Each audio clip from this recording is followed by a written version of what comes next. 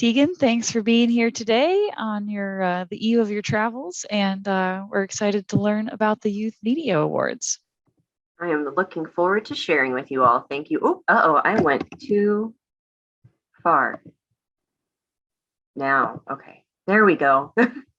All right. So thank you all for joining us. I'm really excited to talk about this. The YMAs are like one of my favorite things every year. We're going to go over what they are in case you aren't sure what they are. But the best way to describe them is they're the Oscars of literature for youth literature. So we're going to kind of take a deeper dive into this. And please, if you have any questions, put them in the chat. Sam will be monitoring and checking to see if there's anything at that moment that pertains to it. Otherwise, we can address them at the end. Okay, so first off, this is me. I cut my hair though, so that picture is out of date. So I'm your youth services consultant. If this is your first time joining me on a webinar, thank you so much for being here. If it's not, hello, it's nice to see you again. If you need to contact me about this or anything else, you can shoot me an email or give me a call and I will happily help you. Anything you need, just let me know.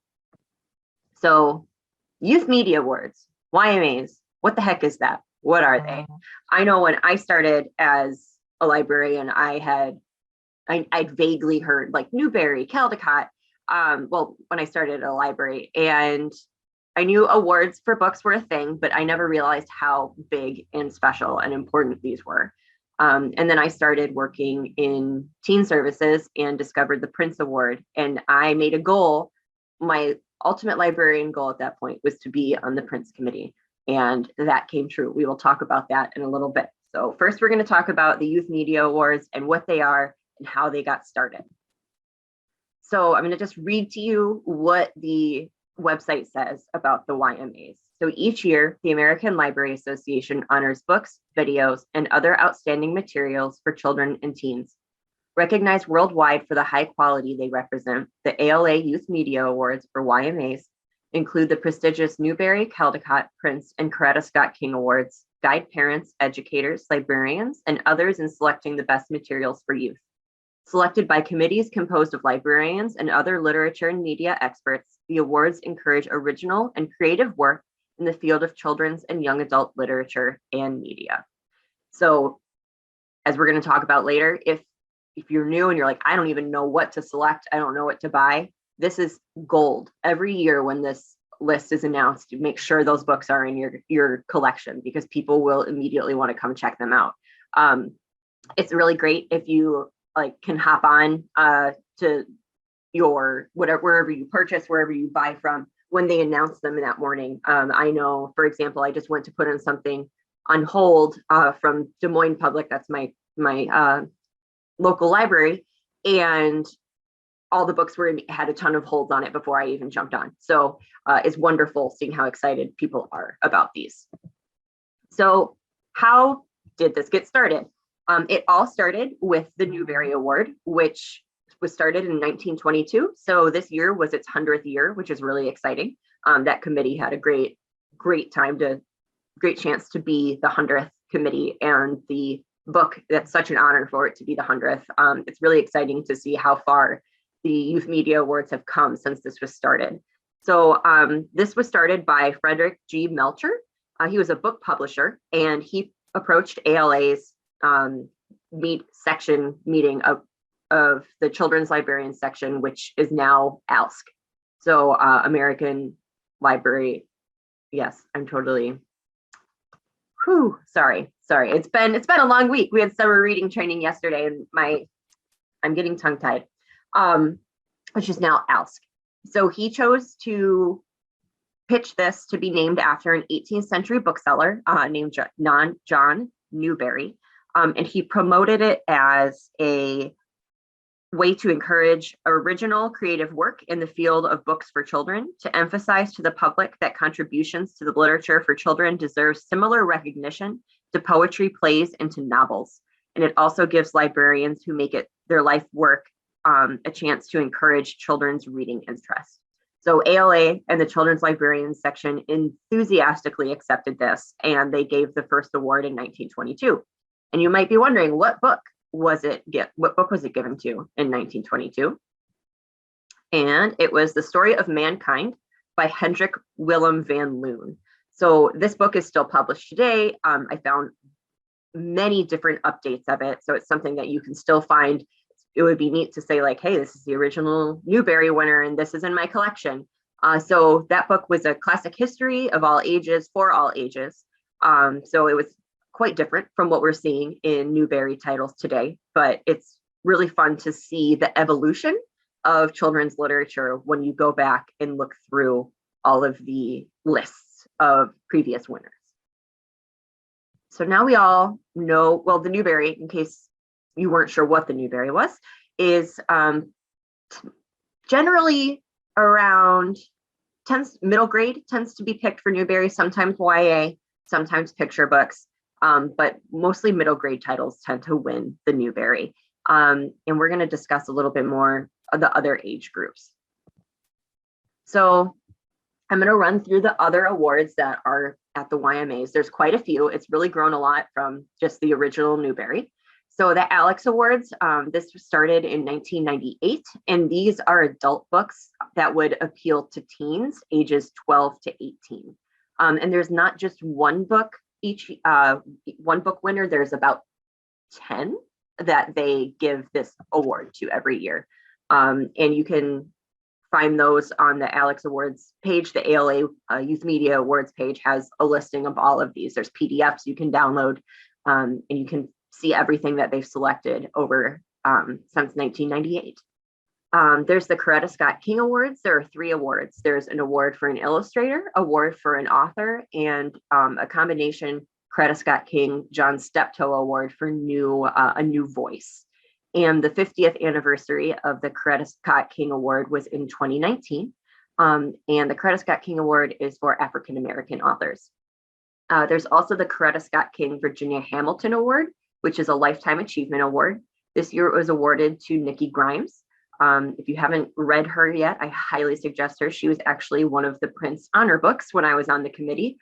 It was her memoir novel in verse called Ordinary Hazards. It's fantastic. Okay, then we've got the Children's Literature Legacy Award. This was previously known as the Wilder Medal, as it was given to Laura Ingalls Wilder. It was changed in 2017. This is given to an author that has given a lasting contribution to children's literature. So this is more like picture books through middle grade. Then there's the newest award is Excellence in Early Learning Digital Media Award. I'm still learning more about this myself. It's all about early learning for ages 2 to 8, and it was started in 2019. And this includes not just books, but any sort of technology resource that they created to help kids learn, whether it's something interactive, maybe an app. It's newer, and I'm really excited to see where this goes. There's the Margaret A. Edwards Award. This is a lasting contribution to young adult literature. It had its 25th anniversary in 2013. This year's winner was A.S. King, and they pick about 3 to 4 titles that the author has written. Sometimes it's their entire bibliography. Sometimes it's just a selection of what they've written. Previous winners will also include Kekla Magoon and M.T. Anderson. All right, the Michael L. Prince Award. So this is for young adult literature, ages 12 to 18. It started in 2000. It was created in honor of Mike Prince, who was a school librarian. And this was such an honor to be on that committee. And I'm really looking forward to sharing what I'm allowed to share with you later on. And the Mildred Batchelder Award. This is books originally published in a foreign country in a foreign language that are then translated into English. The Odyssey Award is either children's or young adult, so it could be either one. This is all audiobooks, and it's inspired by the Odyssey because Odysseus told his story. It was a verbal story that was being shared. This is a really exciting award. There are some fantastic audiobooks out there. I always like to see what they recommend, and I mean, they're never wrong. There's great audiobooks. Pura Belpré Award. This was started in 1996. This was in honor of Pura Belpré, the first Latina librarian at the New York Public Library. She did so much for her community and so much for her library. So this is given to a Latinx author. This past year, Shamile Syed Mendez won for Furia. That was also a Reese Witherspoon book. So you're going to see a lot of these books wind up being recognized in many other ways. The Randolph Caldecott Medal. This is for illustration in children's books. It was named after a 19th century English illustrator. It celebrated its 75 year anniversary in 2013. This ranges from wordless picture books to historical nonfiction picture book text. You can just get about anything in there, and the artwork is amazing. And it's been really fascinating to see the change of what through time, like what has been selected for a winner. So if you're ever interested, check out those lists and see, you can kind of see trends in publishing and what's popular. Okay, there's the Robert F. Seibert Informational Book Medal. This is all about info books for youth. So any sort of nonfiction. It was started in 2003. Sometimes it's, for example, one year, the Romanovs by Candace Fleming, which is a young adult nonfiction title, won this, but sometimes it might be a nonfiction picture book. So any nonfiction that is for youth is in the running for this. There's the Schneider Family Book Award. There's 3 awards for this, and it's about showing diversity in disabilities in books for youth. So there's a teen award, a middle grade award, and a children's award. So picture books, middle grade, and YA.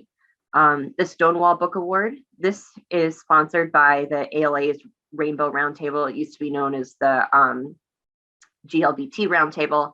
This started in 1971, and it honors books in celebrating in the LGBTQ plus community. Theodore Seuss Geisel Award. This initially was started in 2004, but was first awarded in 2006. And this is specifically for beginning readers. So one of my friends that was on this committee read just about every single beginning reader that was published that year. So you're not only looking at text, but you're looking at words and the best books for your beginning readers. I'm really excited that they have something that celebrates early literacy. And this is obviously named after Dr. Seuss. Next, we have the William C. Morris Award. This was started in 2009, and this is for a YA debut author. What's really exciting and different about this one is they give you a short list that's announced before they announce the winner, and then they tell you the winner at the YMAs. And they actually celebrate the winner at the winter meeting of ALA rather than in the summer. And then there's the YALSA Award for Excellence in Nonfiction for Young Adults. So this is all about nonfiction. Much like the William C. Morris Debut Award, the shortlist is announced first, and then they announce the winner. It's really exciting. It gets people ready to prepare for what book they might be promoting to their students. Whenever they announce shortlists, I highly suggest just purchasing those if you can, because those are going to be things people are going to be coming in and asking you about. Okay, so you might be wondering, how do I get involved? Where do I start? I know I was when I found out like you can volunteer to be on these committees. So thankfully I had a really good friend that had been in library world for a while, and she kind of gave me some steps along the way, and I look forward to sharing that with you. So first, you can join. So to be able to apply, you have to be an ALA member. They have various different rates that you can join with. And then you join the group that supports the award you wish to select. So for example, the Prince Award is through YALSA, which is Young Adult Library Services Association. So I was also a member of YALSA, and ALSC does Newbery and Caldecott. From there, you fill out the ALA volunteer application. So to fill out that application, you can fill it out at any time of year, but certain committees are selected at certain times of year. So most of these committees, applications open around August. So like I applied for the prints in August 2018. But ALSC, I remember getting emails about the Newbery in April. So you kind of have to check on the website to see when they open for committees. From there, when you submit that, it takes a few months. Like I applied in August and I didn't hear till October about the prints. Each committee is a little different. So the prints, they're all appointed based on your application, whereas the Newbery is half and half. It's half appointed and half voted for. So sometimes you might have to be promoting yourself and asking your colleagues to vote for you to put you on the committee. Important tips for this is to apply for other committees first, if you want, like that way they can kind of get to know you. So I did that before I applied for the prints. I was on a travel scholarship jury for YALSA. So I got to help pick the winner of a travel scholarship for ALA Annual. And I was also on the committee that helped combine Teen Read Week and Teen Tech Week into 1 week, which wound up becoming Teentober. So by being on these other committees, I showed my interest and my dedication and what else I could do for this committee other than just being on an award committee. I also highly suggest keeping a library resume, because what your application is going to include is your experience, why you would be a good fit for this, where you've worked. So this way, like let's say you volunteer for something or you reviewed for a journal, you can have that all written down. So when you fill out your application, you don't forget. So this is different than my regular resume. I keep track of conferences I've attended, any sort of help I've done with maybe judging something, like I helped judge writing for We Need Diverse Books for student writing. So I try to include anything like that on there, and that'll help bolster your application. So again, I prepare for that. So let's say you haven't, like you want to do this, but maybe you don't have experience in reviewing books yet, other than purchasing for the library, or you're not sure what other committees to be on. State book awards are a great place to start. I know the Iowa High School Book Award. I know a lot of teachers are on there. I'm not sure, I'm still learning a little bit, so I'm not sure if public librarians can get involved, but I know I also helped with the Iowa High School Battle of the Books questions this year. And I'm hoping that they'll reach out on Library Talk again next year. That would be great, because you can say, like, I've read these books for Iowa High School Battle of the Books. I had to come up with informative questions, and it speaks to your evaluation of titles. It's also great if you can review for a journal. I started by reviewing for School Library Journal. They're pretty easy to be able to apply for. You just go to their website and see what section they're looking for. School Library Journal doesn't pay you, but Booklist pays for reviews. There's an application on their website as well. And Kirkus pays as well. They're a little bit more difficult to get into though. I think I haven't applied for Kirkus, but one of my friends that writes for them got in through a professor that she had. So I'm not entirely sure of their process, but anything you can add to this is really helpful. So I reviewed for School Library Journal, and I was also on the selection committee for Illinois' Abraham Lincoln Award, which is the high school book award for the year. So that really helped me a lot. But how do you choose the book? That is hard. A lot of people wonder, like when the YMAs come around, they're like, how did the committee come to that conclusion? Well, I will tell you as much as I'm allowed to. But before we start there, one of the most important things about the committee is while you're on it, and even after, like I can tell you that I've read a book, but I can't tell you what the opinions were of the group, for example. But while you're in it, you do not tell or share what you're reading to anybody. Nobody knew, other than the people in my group. Do not use something public facing to keep track of your books, like Goodreads or the Storygraph. I used Book Riot's yearly reading log that you just save as either Excel spreadsheet or a sheet spreadsheet in your Google Drive, and it helped me keep track of everything. We also had a group spreadsheet that we kept track of what we were each individually reading. You do not promote authors, titles, or anything on social media or anything while you're on this, because you don't want to show any favoritism. If they find that you are telling people like this book is fantastic, you need to pick this one, and it looks like your purpose, like you're certainly focusing on this one person, like they will ask you to step down. It's happened a few times. You just have to be careful. And you don't want to show any preference or favoritism.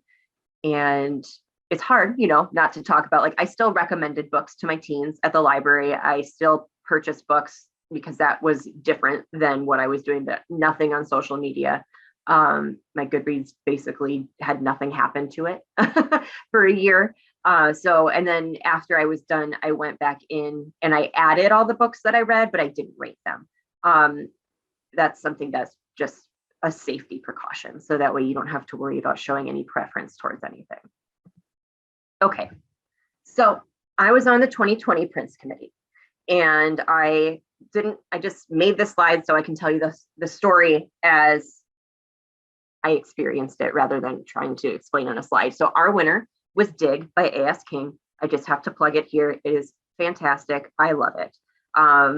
She is an amazing writer, and I'm lucky enough to have been able to work with her in my second master's degree program in my MFA in writing for children and young adults. This book it just blew me out of the water. That's why these awards are created, because there's such amazing titles. So when I was selected, I received an email telling me, hey, you've been selected to be on this committee. I may or may not have cried at the public services desk and then run into the back. I frightened one of my coworkers. So once you say yes and you accept, it starts in January of the next year. So I was accepted in October 2018, and then I started doing this in January 2019. They will send you everything. They send you all the books. The publishers just send you boxes upon boxes upon boxes. I had them sent to my library because we were in the process of possibly moving, and it's really hard to get the publishers the information in time to be able to switch it to a different address. So they'll ask you, like, what's the best address to send this to? You're also encouraged to seek out books that maybe you aren't sent by the publishers, because you want to find the best thing that's been published that year.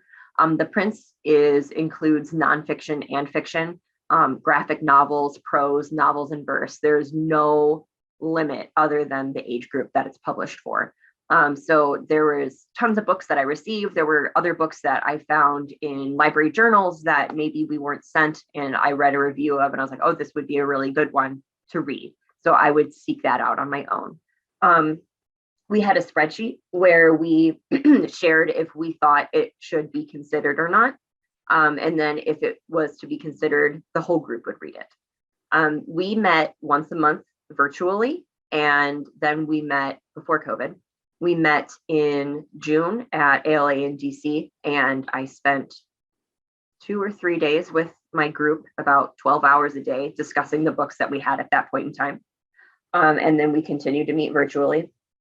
You start to narrow things down the further you get along. It's just, you discovered what you love so far, and then you start having those benchmarker titles where, you know, like, this book is really, really high in my opinion, so it's going to take a book to top this one for me to nominate one. So it's a lot of reading, but you start to really be able to tell if it's something that will be worthy of being considered or not. I would start a book, I would go about 50 pages in. If I could tell that this wasn't something that we were going to consider, I would put it aside and I would finish it later. Sometimes that would happen, and then somebody else would suggest it, so I would have to finish it. So it kind of depends on your group. But when it comes time to selecting, so that was at ALA Midwinter in Philadelphia. This was in 2020. We met the whole time. Like, I was with them for over 12 hours in a room, and we discussed the final list of books that had been nominated. And you do a weighted vote. So this is both for the winner and the honor titles. There's weighted voting. For the Prince, you obviously have one winner.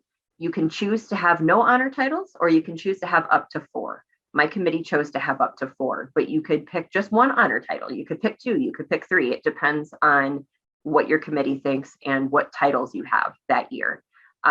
So sometimes people say, oh, I'm like, how did this book get picked and not this one? The weighted voting kind of evens out, I guess, opinions on what books are selected. So it's a very tough process. There's a lot of personal feelings involved because you might be really, really attached to a book. And you have to kind of separate yourself and acknowledge the writing and the pacing, the storytelling, and why is this truly the best book for this age group and why does it deserve this award? So it was a fantastic experience. It's really great to get to call the winners. So we called them all the Sunday before the YMAs were announced. Amy King was hysterical. She swore at us and we all laughed. She was so surprised. Nikki Grimes, when we called her, she had shut her phone off and went to the movies because she was so nervous. So we spent all day trying to call her and finally were able to. One of our honor books was Where the World Ends by Geraldine McCaughrean. So we got to call England, and it was an adventure trying to call out of our phones in the United States. I think it took about 10 tries to finally get it to go through. So it's just so much fun to tell them. But then they have to keep it a secret. So I can't imagine what that was like for them. It was hard enough for us that day. But it was great. We recorded the phone calls. We have those. Some committees don't call until the morning of the YMA. So for example, the Newbery calls the morning of, and it's early. Like I had to be at the convention center, I think at 6:30 or 7 to prepare for the YMA. So that's when the Newbery is calling people. So it's 6:30 or 7 on the East Coast. So if they live in California or heaven forbid Hawaii, they're they're asleep. They're dead asleep. They're not going to answer. I've heard many stories where agents have had to call their authors and tell them like, you need to answer your phone because a lot of the times they don't know who the phone number is coming from. So they're not going to answer. But it's really, really great experience. And seeing the joy and how excited everybody is for all of these is fantastic. So we're going to talk a little bit about the big 3, what I guess are known more as the big 3. So in 2022, the winners of the big ones, which are the Caldecott, the Newbery, and the Prince. So the Caldecott, again, is for illustration. So the winner this year was Watercress by Andrea Wang and illustrated by Jason Chin. It's a wonderful picture book. Definitely check it out, add it to your collection. You can just kind of see from the cover right there how stunning the artwork is and just how beautiful the pages are. The Newbery winner this year was La Cuentista by Donna Barbara Higuera. This also won the Pura Belpré Award this year. So books are allowed to win more than one award because you don't know what the other committee is selecting. You have no idea. So there were some books when I was on the Prince that were like, oh, I wonder if Newbery's considering this, or I wonder if somebody else is considering this, but it doesn't matter. Sometimes like a book will take all. So for example, some that were really popular a few years ago, like The Poet X had a bunch of awards, and so did Jason Reynolds' Long Way Down. They had tons of medals all over the cover. So it's really exciting seeing those books when they come out. And then the Prince winner this year is The Firekeeper's Daughter by Angeline Boulay. It's really exciting. She's actually one of Des Moines Public Library's authors this year, visiting authors, and she'll be at the Des Moines Des Moines Book Festival? I think that's what it is. I'm still learning some of this new stuff in March. So she'll be speaking there. If you are interested in going to that, that'll be really great. And this was also another Reese Witherspoon pick. And she seems to, it's like she knows, she has a sixth sense or something. She always picks all these books that have wind up becoming super popular or winning awards. So that's pretty cool. So those were the big 3 this year. The Caldecott Honor titles. So these are, again, the illustration. Most of these were written and illustrated by the same person, but that doesn't have to be how it is. It could be written by someone and then illustrated by somebody else. So these were Have You Ever Seen a Flower, written and illustrated by Sean Harris. Mel Fell, written and illustrated by Corey R. Tabor. Unspeakable, written by Carol Boston Rutherford and illustrated by Floyd Cooper. His artwork is amazing. He's won a few years before, and every year I'm not surprised. And Wonder Walkers, written and illustrated by Mika Archer. If you don't have these in your collection, I highly suggest adding them to your collection. They're going to be sought out for sure. Whether they are yet or not, I know word will be getting around. All right, Newbery Honor titles. So this will show you again where a book can win 2 awards. So the other honor titles this year, and this also kind of shows how the Newbery ranges between picture books to middle grade. So Watercress is here, which won the Caldecott, but also was a Newbery Honor and it's a picture book. But then we have Red, White, and Whole by Rajani LaRocca, which is middle grade. And then there's A Snake Falls to Earth by Darcy Little Badger, which is actually YA. So Newbery can really encompass quite an age range. It just depends on how appropriate that title is for that age group. And that's something that you discuss as a committee. Does this book that's published as middle grade fit your Prince criteria? Does it fit the criteria of a YA book to be in the Newbery? So you have some wiggle room there. And then Too Bright to See by Kyle Lukoff is the other honor title this year. Something else that was really, really fun is the year I was on the Prince. That was the year the first graphic novel was given the Newbery Award, and that was New Kid by Jerry Craft. And I know how popular that book is and how loved it is, and it totally deserved that honor. And it's really exciting to get to see these new things happen. Like my Prince committee actually made history. We were the first committee to award a woman both an honor title and both a Prince winner for 2 people. So A.S. King was previously an honor winner, and then we gave her the win for Dig.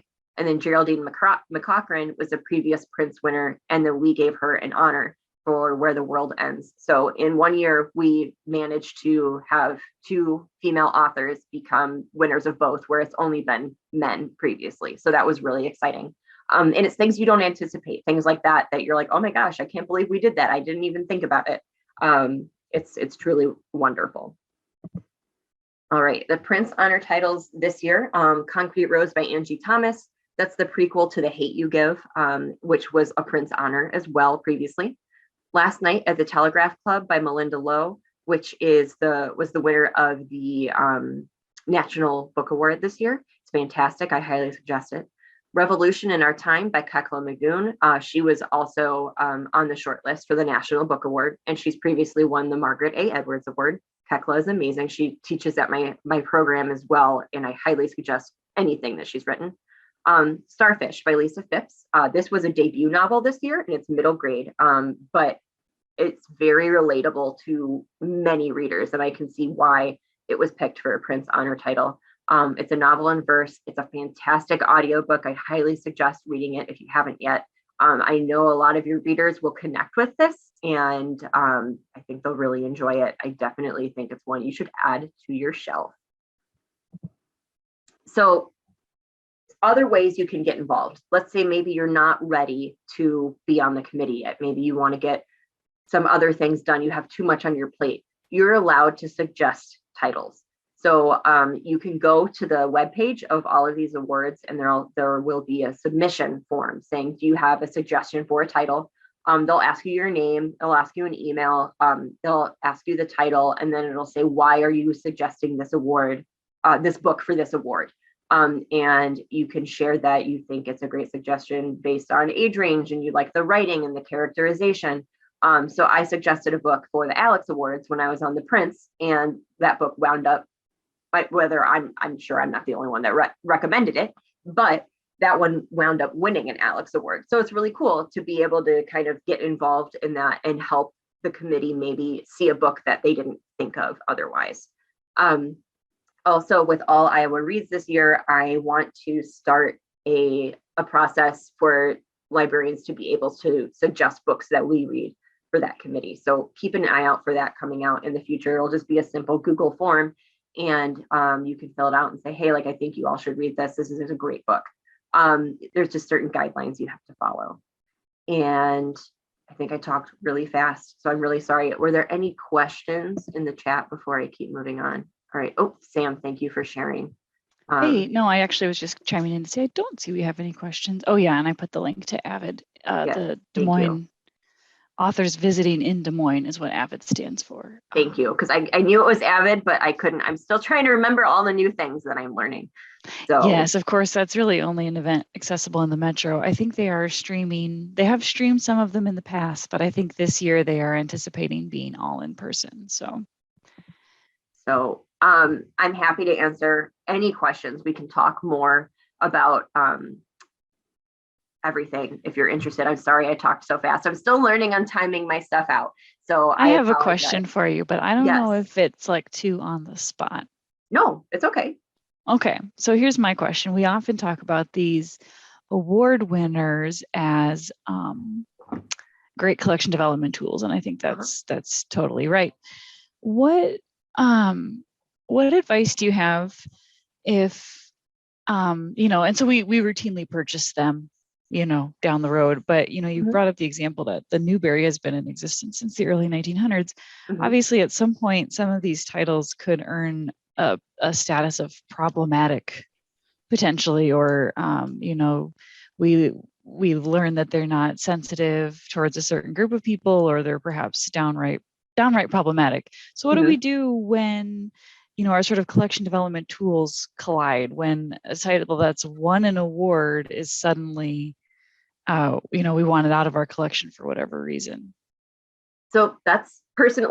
That's part of that is up to the selector. I know that's like that. Everybody has a slightly different opinion on this. So for example, the Children's Legacy Award that used to be the Wilder Medal, there was a lot of discussion about that. Like, do we take Little House on the Prairie out of the collection?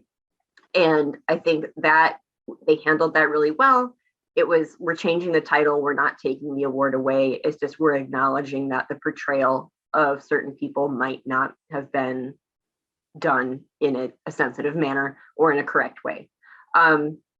Then I think it's important, if, let's say, you do want to keep it in your collection for X, Y, and Z, maybe it circs really highly, having other titles that are set in those time periods or talk about certain different groups of people in a way that is not poorly executed, I guess to say.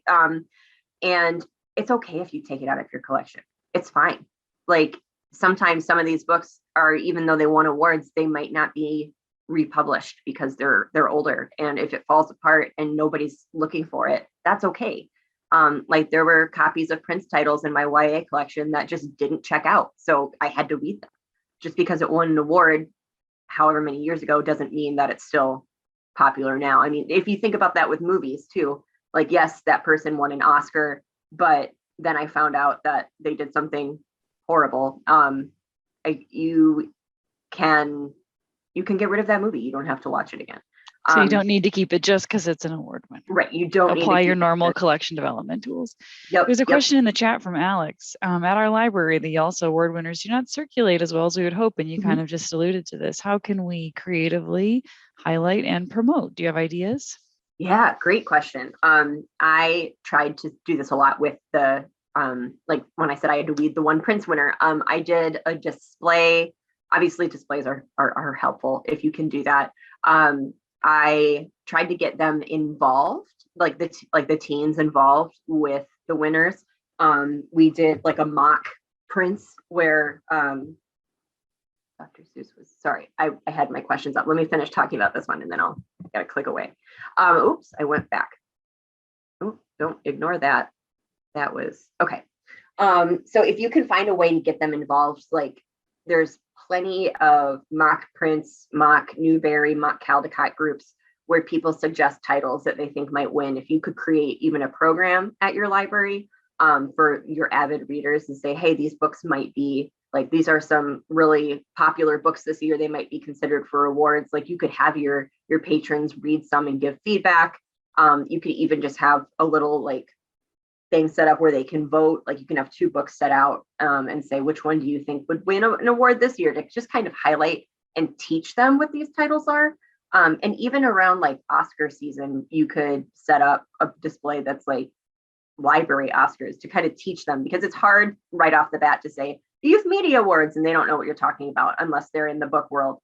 So if you can compare it to something that they traditionally see every year, that would be really great. Or even like with the Super Bowl, because these are announced in time for the Super Bowl. It's like the Super Bowl of books. So you could easily put those up and share those titles. I think if you tie it into something that they know and understand, they're going to be more interested in that because they'll realize what a big deal that is. Does that help a little bit?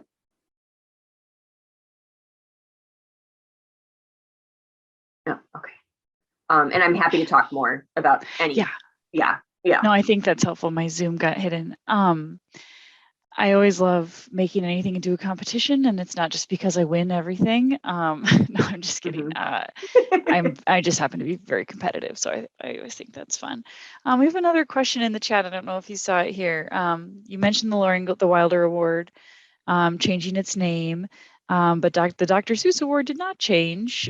Do you have any insight on why that happened? I genuinely have no idea. It's a like, I don't know the whole process behind changing titles. I think part of that has to do with whichever group it is that sponsors the award, since like there's ALSC, there's YALSA, there's all kinds of different groups. So I'm sure that's part of it. They probably have a committee or a board that gets together and discusses this.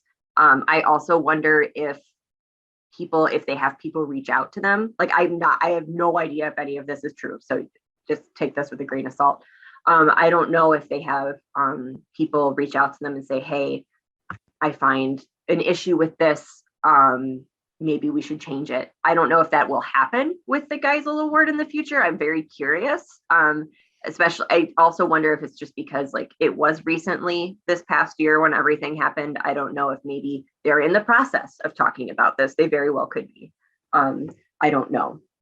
Yeah, I don't see the Little House books checking out quite as much as they used to. I think there's a lot more historical fiction in middle grade that is being read, where Dr. Seuss, like, they're still being read, just those ones were taken out of publication.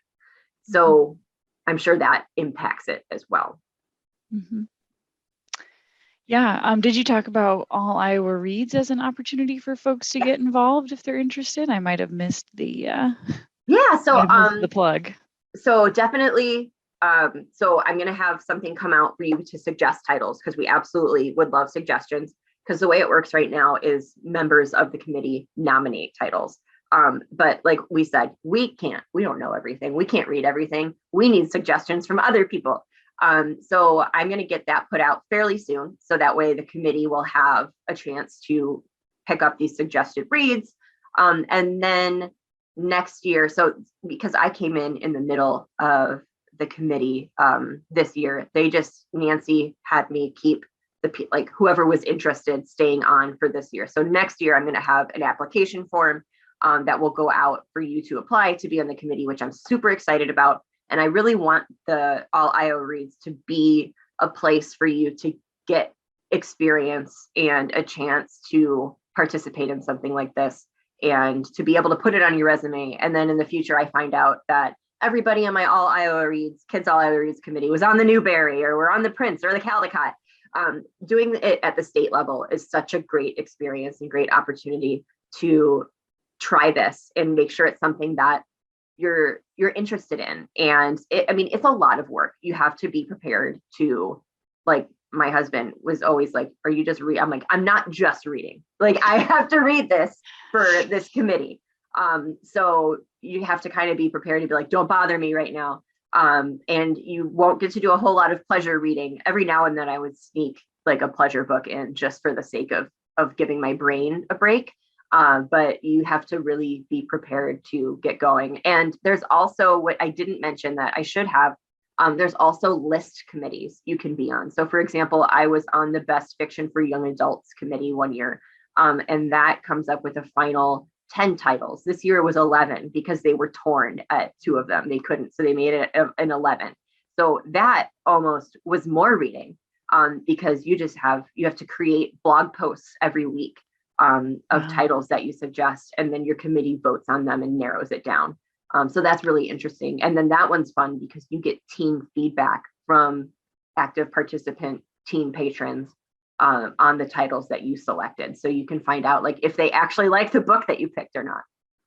Seems a lot easier, I'll put in air quotes, to be on, the Caldecott or something than as opposed to this one you mentioned where it's adult books meant for teens. Like, man, if I have to read a Prayer for Owen Meany type books to make recommendations, because I read a Prayer for Owen Meany and I would recommend it to an upper grade teen, but it took me a long time. Oh yeah. Yeah. Like some of the winners for the Alex Award, they're huge. They're tomes. And it's like, I know. oh wow, that was a lot of time that you spent. This is why people sometimes ask us for collection development webinars for adults. And it's like, okay, but do you know how long books for grown-ups are? Can't I read more picture books? I think this is great, Tegan. I don't see any other questions in chat. And I think this is, for me, a really helpful overview to see how these things are decided. Sometimes it does feel like it's a little bit picked out of thin air, but it's helpful to hear the process and see some exciting books we can be talking about in our libraries for this year. So thank you very much, Tegan, and thanks everyone for coming. Thank you all. And if you have any questions or want to discuss anything further, don't hesitate to reach out.